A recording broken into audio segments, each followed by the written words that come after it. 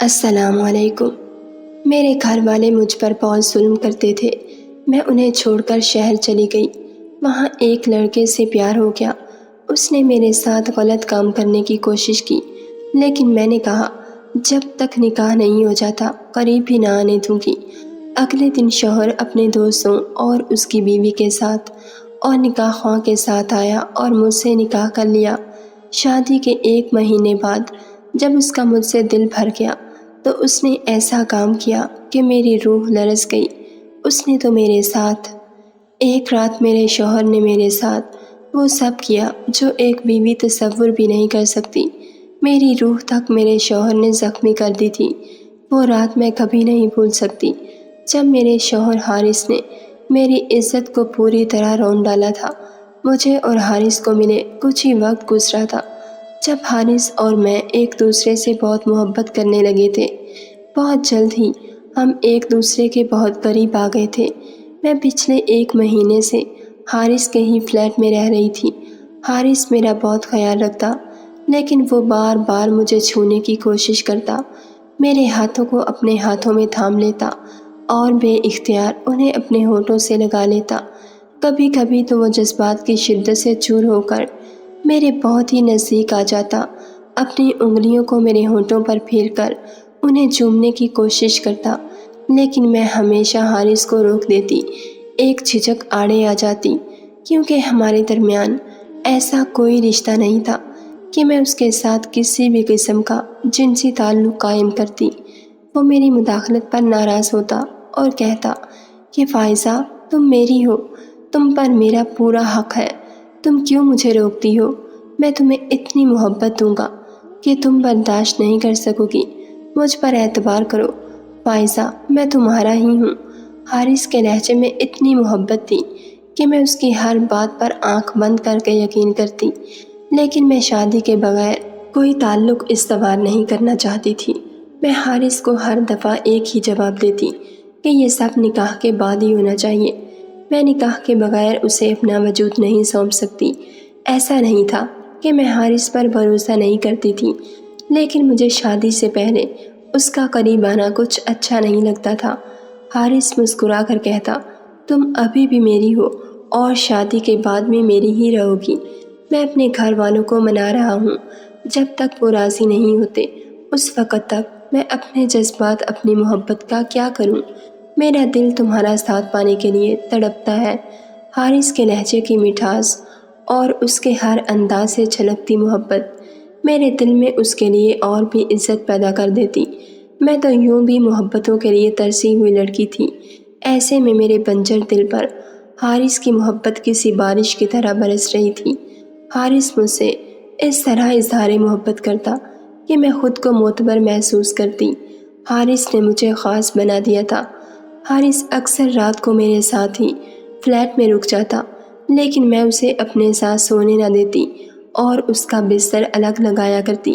اس کے باوجود بھی حارث میرے ساتھ بستر پر بیٹھ کر باتیں کرتے کرتے اپنی حدود پھلانگنے کی کوشش کرتا اور میں اسے بار بار روکتی۔ حارث کی محبت کی دیوانگی مجھے اچھی لگا کرتی تھی۔ یہ سوچ کر مجھے خوشی ہوتی کہ اس دنیا میں کوئی تو ایسا ہے جس کے لیے میں ضروری ہوں اور جو میرا ساتھ پانے کے لیے تڑپ رہا ہے، ورنہ تو میں بچپن سے ہی خود کو بے مول پایا تھا۔ میری اماں ہر چھوٹی سے چھوٹی بات پر مجھے ڈانٹتی، اٹھتے بیٹھتے ہر بات پر ٹوکتی۔ میرے ابا کو میرا گھر سے باہر نکلنا پسند نہیں تھا، لیکن مجھے گھومنے پھرنے کا بہت شوق تھا۔ ابا اماں سے کہتا کہ تیری بیٹی جوان ہو رہی ہے تو اسے دروازے پر بھی نہ جانے دیا کر، زمانہ اچھا نہیں ہے۔ اور ابا کی یہ بات سن کر میں مزید کوفت کا شکار ہو جاتی۔ ابا نہ جانے کون سے زمانے میں جی رہا تھا جو اسے سارا ہی زمانہ خراب نظر آتا۔ میں نے اسکول کے بعد کالج کی تعلیم حاصل کرنا چاہی تو ابا نے مجھے پرائیویٹ ایڈمیشن دلوا دیا۔ میں بھی اپنے دوستوں کے ساتھ کالج جانا چاہتی تھی، لیکن ابا نے صاف کہہ دیا کہ گھر پر ہی رہ کر تعلیم حاصل کرو۔ میں بہت خوبصورت اور حسین تھی اور میرے ماں باپ کو ہر وقت یہی ڈر لگا رہتا کہ کہیں میں زمانے کی خراب نظروں کا شکار نہ ہو جاؤں۔ اماں مجھے کہتی کہ تجھے دنیا کی سمجھ نہیں ہے، اور میں اماں کو غصے میں کہتی کہ میں اتنی بھی چھوٹی نہیں کہ مجھے اچھا اور برا سمجھ نہ آئے۔ میرے لیے بہت کم عمری سے ہی رشتے آ رہے تھے، اور جب پھپھو کے بیٹے کا رشتہ آیا تو ابا نے اس سے میرا رشتہ کرنے کا فیصلہ کر لیا۔ مجھے پھپھو کے بیٹے سے شدید نفرت تھی۔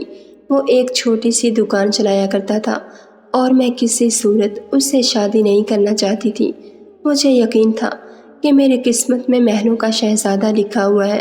مجھ ایسی حسین اور خوبصورت لڑکی ایک چھوٹی سی دکان والے سے کیسے شادی کر سکتی تھی؟ میں نے ابا کو صاف منع کر دیا کہ میں یہ شادی نہیں کروں گی، لیکن ابا کو میرے انکار سے کوئی فرق نہ پڑا اور وہ زبردستی میرا رشتہ طے کر آئے۔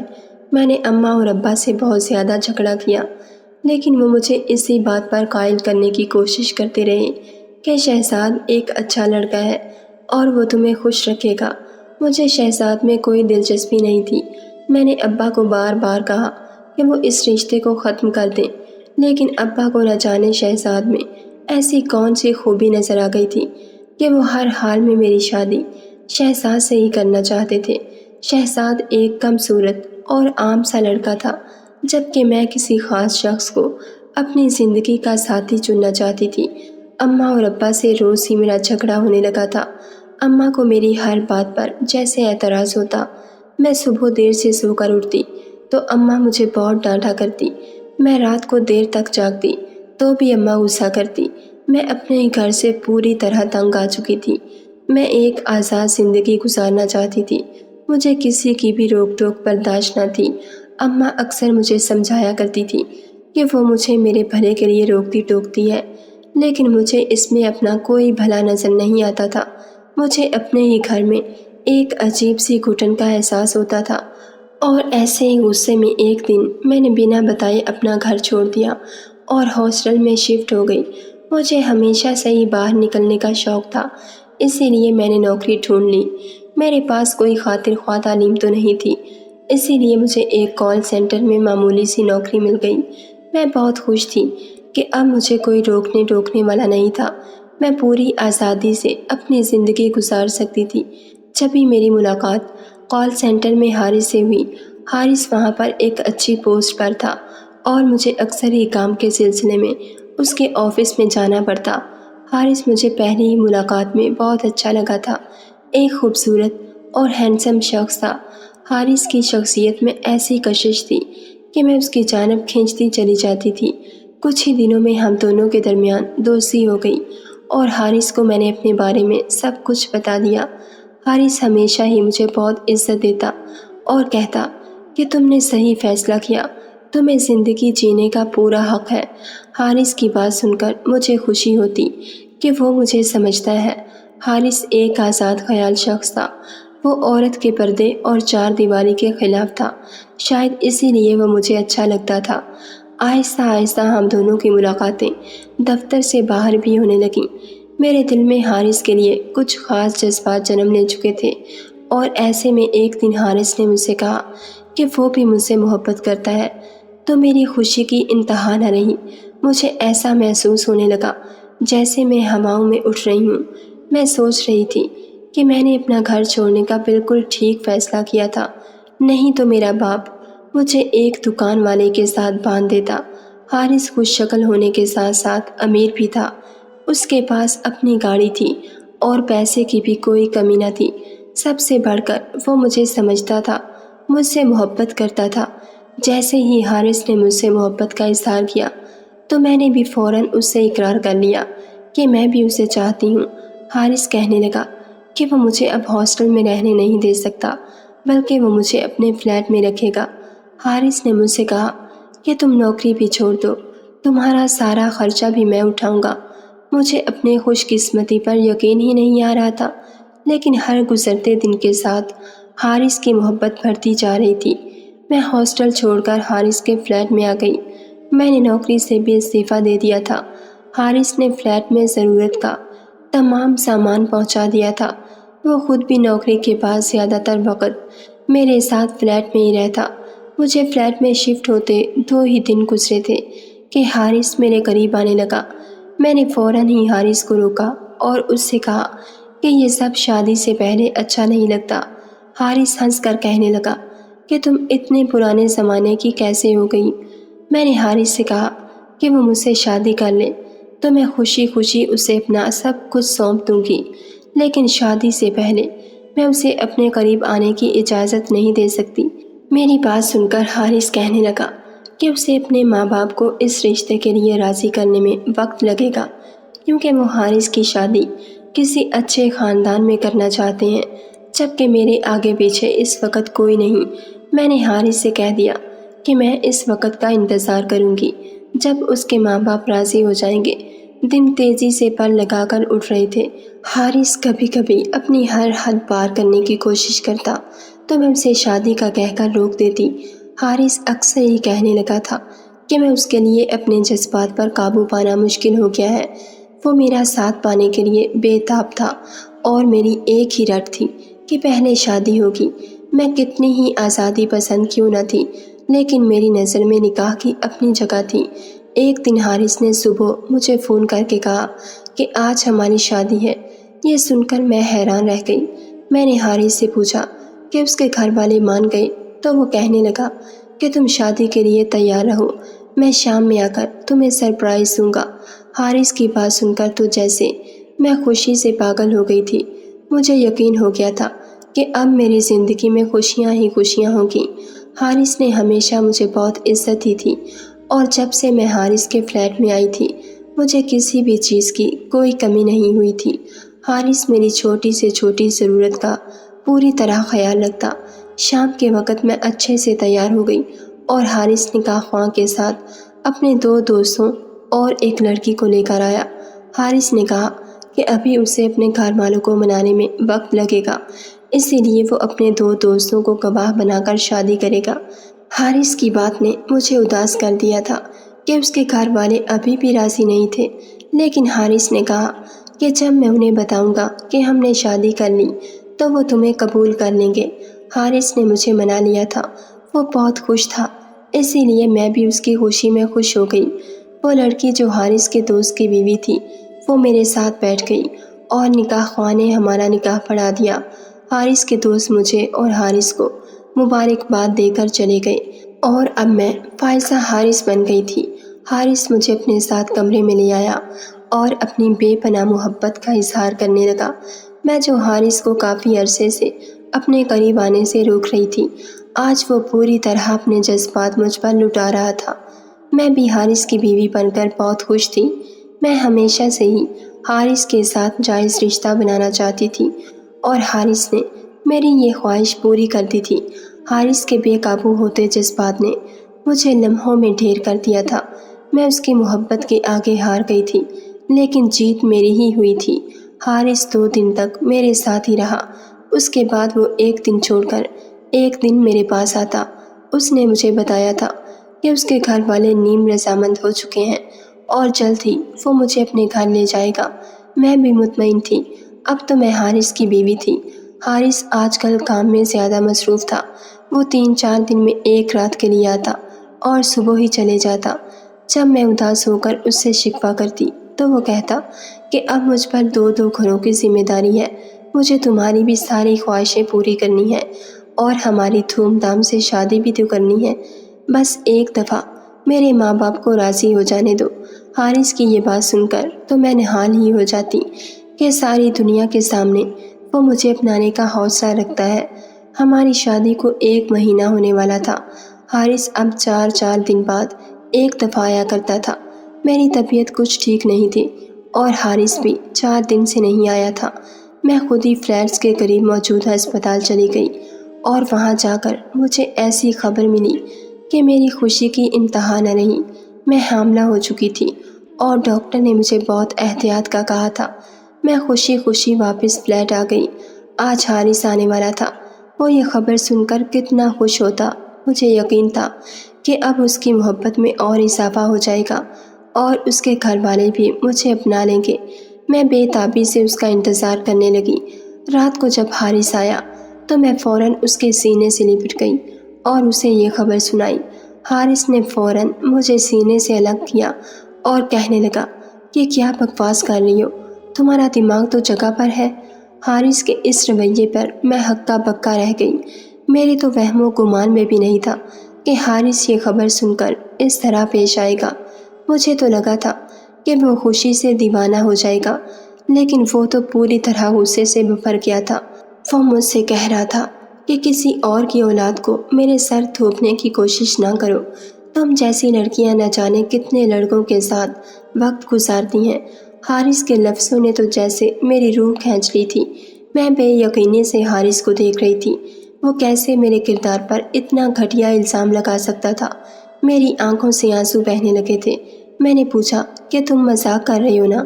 اس نے میرے چہرے پر ایک زوردار تھپڑ رسید کیا۔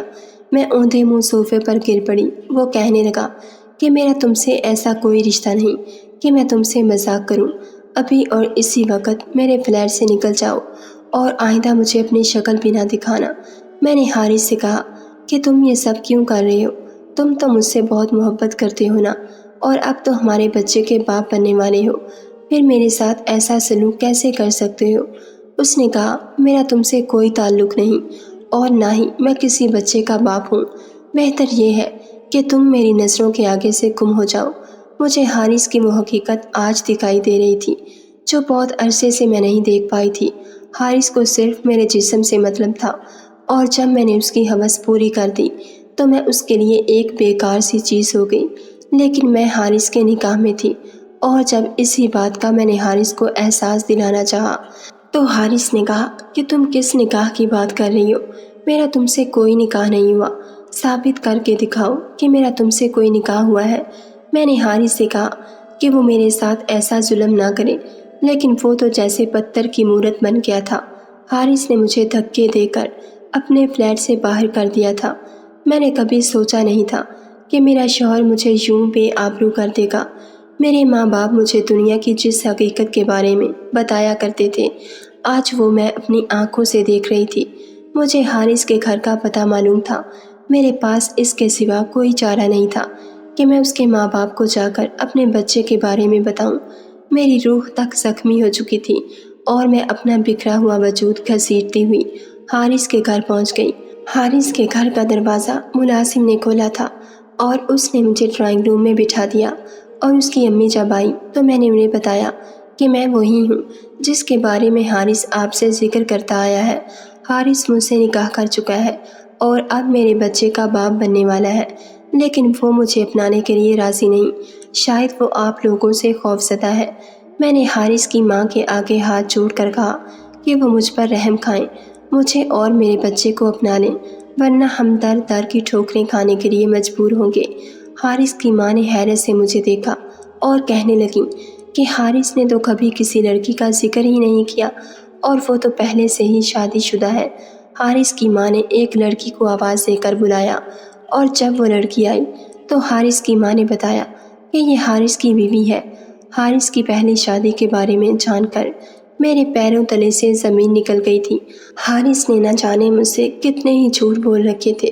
میں اپنی جگہ سن بیٹھی تھی کہ جب حارث پیچھے سے آیا اور اس کی بیوی نے جب میرے بارے میں سوال کیا تو وہ کہنے لگا کہ یہ میرے آفس میں کام کرتی ہے، بہت ہی غریب لڑکی ہے، آئے دن پیسے کے لیے ایسے تماشے کرتی رہتی ہے، اسے کچھ پیسوں کی ضرورت تھی، اس نے مجھ سے پیسے مانگے تو میں نے انکار کر دیا، اور جبھی سے ہی یہ میری دشمن بن چکی ہے۔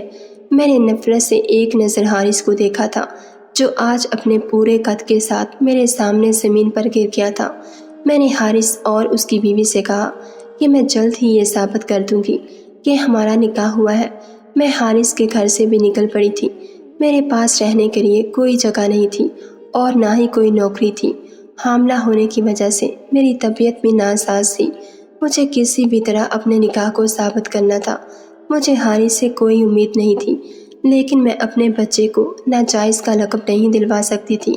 اگر ہمارا نکاح ثابت ہو جاتا تو کم سے کم میرے بچے کو حارث کا نام مل جاتا۔ حارث سے وہ دوست جو میرے نکاح میں شامل ہوئے تھے حارث کے ساتھ دفتر میں ہی کام کرتے تھے، اور میں نے انہیں ایک دو دفعہ دیکھا بھی تھا۔ میں نے بھی اس دفتر میں ایک عرصہ نوکری کی تھی، اسی لیے میری بھی وہاں کچھ جان پہچان تھی۔ میں نے اسی کو استعمال کرتے ہوئے ان دونوں کے پتے حاصل کر لیے۔ حارث کے ایک دوست نے تو مجھے دروازے پر دیکھ کر پہچانے سے بھی انکار کر دیا۔ میری ساری امیدیں دم توڑ چکی تھیں۔ لیکن میں پھر بھی حارث کے دوسرے دوست کے گھر گئی تو اس کی امی نے مجھے اندر بلا لیا۔ میں نے انہیں بتایا کہ ان کا بیٹا اور اس کی بیوی میرے نکاح میں تھے، اور اب جب کہ میرا شوہر مجھے اپنی بیوی ماننے کے لیے راضی نہیں تو مجھے ان کے بیٹے بہو کی گواہی کی ضرورت ہے۔ لیکن حارث کے دوست کی امی نے بہت حیرت سے میری طرف دیکھا اور کہنے لگی کہ میرے بیٹے کی تو ابھی شادی نہیں ہوئی، شاید تمہارا ذہنی توازن ٹھیک نہیں۔ جس طرح تم میرے بیٹے کو شادی شدہ سمجھ رہی ہو، اسی طرح تم خود کو بھی شادی شدہ سمجھ رہی ہو۔ حارث کا دوست گھر میں ہی موجود تھا، وہ بھی میری آواز پر آ گیا اور اس نے بھی مجھے پہچاننے سے انکار کر دیا۔ میرے پاس نہ ہی نکاح نامہ تھا اور نہ ہی کوئی گواہ۔ میں کسی بھی طرح اپنے اور حارث کے رشتے کو ثابت نہ کر پائی تھی۔ میری حالت بہت زیادہ خراب ہو رہی تھی اور اس کے دوست کی امی نے مجھ پر ترس کھا کر کچھ پیسے دے دیے اور اپنے گھر سے جانے کے لیے کہا۔ میں خاموشی سے اٹھ کر ان کے گھر سے بھی نکل گئی تھی۔ میرے پاس بس تھوڑا سا سامان تھا اور ایک ایسی اولاد میرے پیٹ میں تھی جس کا باپ ہم سے منہ موڑ چکا تھا۔ میں تھکے ہارے قدموں سے واپس ہاسٹل کی طرف بڑھ رہی تھی۔ زندگی نے مجھے ایک ایسی جگہ لا کر کھڑا کر دیا تھا جس کا میں نے کبھی تصور بھی نہیں کیا تھا۔ میرے کانوں میں ایک ہلکی سی سرگوشی گونج رہی تھی۔ میرا ابا میری اماں سے کہہ رہا تھا، تیری بیٹی جوان ہو رہی ہے، اسے دروازے پر نہ جانے دیا کر، زمانہ بہت خراب ہے۔ آج پہلی بار مجھے سمجھ آیا تھا کہ ابا نے کس زمانے کی بات کی تھی۔ میرے پاس اپنے گھر واپس جانے کا کوئی راستہ نہیں تھا۔ ہاسٹل میں رہتے ہوئے مجھے دوبارہ نوکری کرنی تھی۔ میرے پاس بس وہی کچھ پیسے تھے جو مجھے حارث کے دوست کی امی نے دیے تھے۔ میرے وجود پر ایسی تھکن سوار تھی جو شاید ساری زندگی بھی اتر نہیں سکتی تھی۔